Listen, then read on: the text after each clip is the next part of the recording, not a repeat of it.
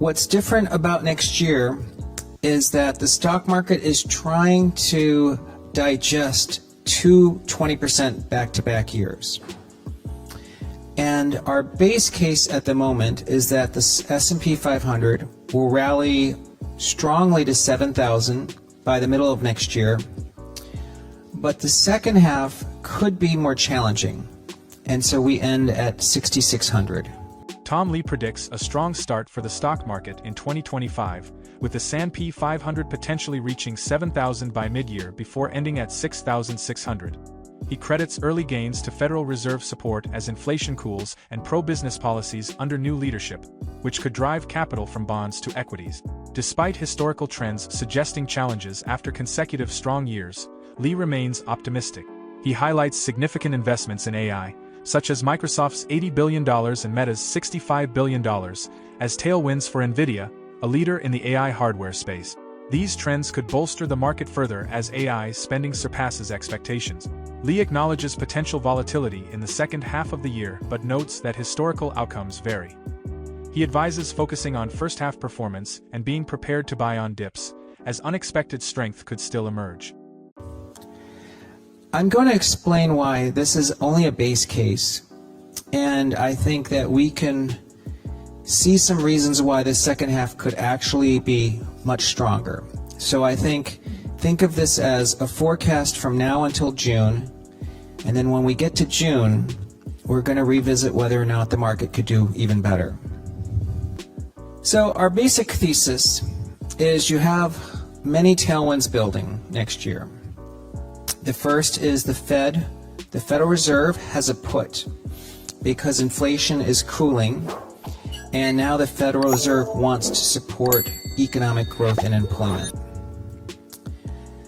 The second tailwind is that we have a new president and what we call a Trump put.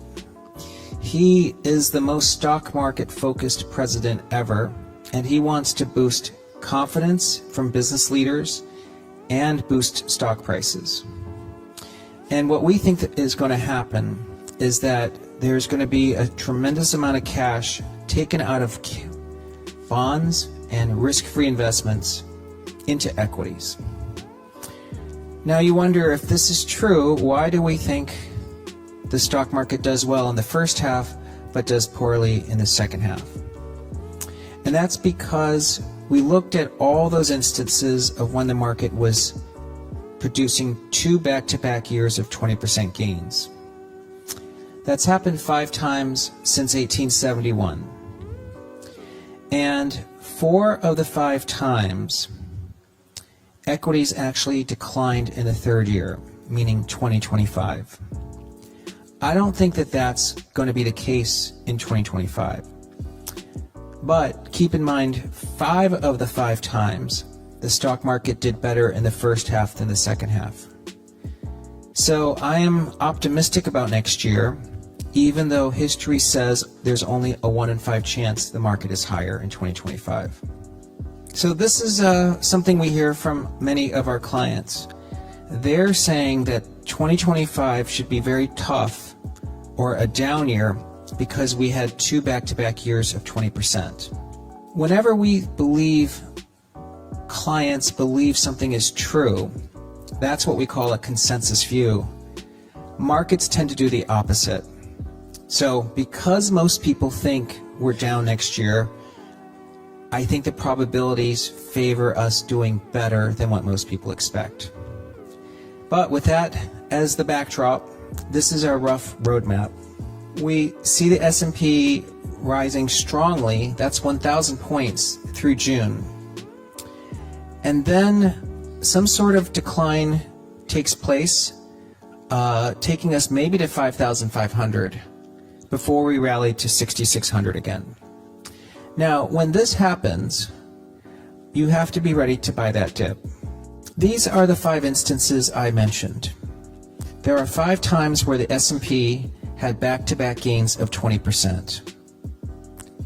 1880, 1928, 1936, 1955, and 1996. Here's what's interesting. If we look at the 3-year gains that were leading to that 20% back-to-back. The average gain is 75%. From 2021 to 2024, the gain was only 26%. This is why I'm optimistic. We have not overshot compared to previous periods when markets produce these strong gains. And in fact, if you look at this table, there's one instance where the market didn't have strong gains through the third year. You see 1996 when you were up only 59% and we're up only 26%. Look what happened in the third year. The market was up 31%. So you can see there's actually some really wide outcomes. Down 39% or up 31%. And this is a very messy chart, but I put all this together. This red line represents those 5 years combined, and you can see up 75%. A strong first half, and then a decline in the second half. This blue line represents us today, up only 27%. That's why I think we're eventually going to catch up to this red line. I just don't know if that catch-up happens this year, 2025. And here are all the years that I mentioned, and the blue line compares us to today. But what do I notice? I shaded in red the second half of every year, and you could see that the stock market did better in the first half than the second half.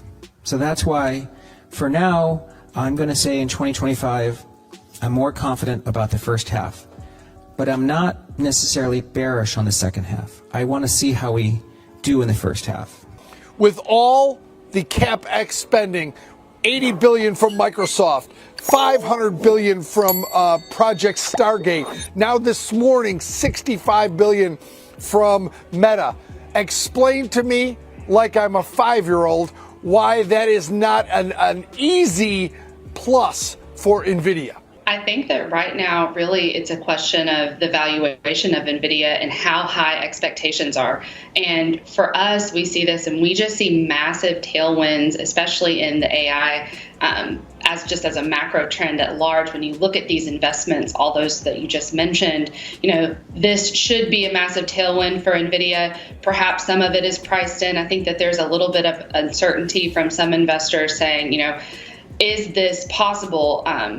Are these valuations, is this possible for NVIDIA to achieve? But when we look at this company and we say we constantly are seeing revisions to the upside when it comes to just how much companies are planning on investing on AI and ultimately utilizing NVIDIA's products. If you look at Meta just today, they said they're investing $65 billion. That was up from an estimated $51 billion. And so I think we're constantly seeing these upgrades when it comes to actual spend versus anticipated spend. And so we think that this should continue to be a bullish tailwind for NVIDIA moving forward, because when we look at our data, it really looks like it's NVIDIA and then there's a large gap and there's everyone else. And when we look at consumers who are interested in NVIDIA, searches, web visits, happiness metrics, overall consumer mind share, in every metric, NVIDIA is leading and it's extending its lead.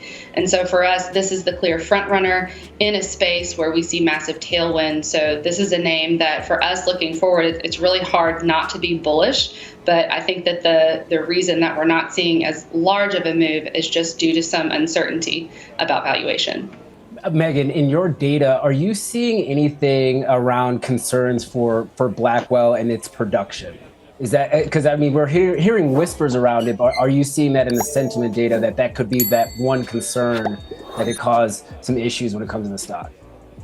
So whenever we look at Blackwell, we're listening mostly to consumers and listening to how many times they're talking about the product, what that overall sentiment is related to the product. I just checked actual Blackwell brand mentions just before I came on the show. We actually have those mentions up by 10% versus last quarter. So on a quarter-over-quarter basis, we see some acceleration, and we don't see any significant dings in sentiment. So it's tough to say, on our end, we don't know what production status looks like for NVIDIA, but we know, at least on a consumer end, that consumers are really excited about this Blackwell infrastructure, and it seems to be like demand is only building. So at least on our end, that doesn't look like a red flag.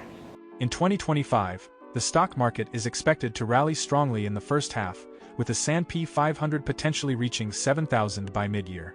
The Federal Reserve support as inflation cools, combined with pro-business policies from a new president, could lead to increased investments flowing from bonds into equities. While the second half of the year may pose challenges due to historical patterns of weaker performance after back-to-back years of 20% gains, there is optimism driven by the AI sector and massive investments from companies like Microsoft and Meta. This could further boost the market, although the uncertainty about valuations and market expectations remains. The analysis highlights that while history suggests a decline in the market during the third year after such strong performances, there's potential for a positive surprise, especially with the tailwinds from AI investments. Despite some concerns around stock valuations and uncertainty, Nvidia is seen as a strong player in the AI space, benefiting from increased consumer interest and investments. As we approach 2025, it's essential to stay prepared for potential market dips and take advantage of opportunities, especially with strong performance expected in the first half. How do you think the current pro-business policies will impact market growth in 2025? What role do you believe AI investments will play in shaping the stock market in the coming year?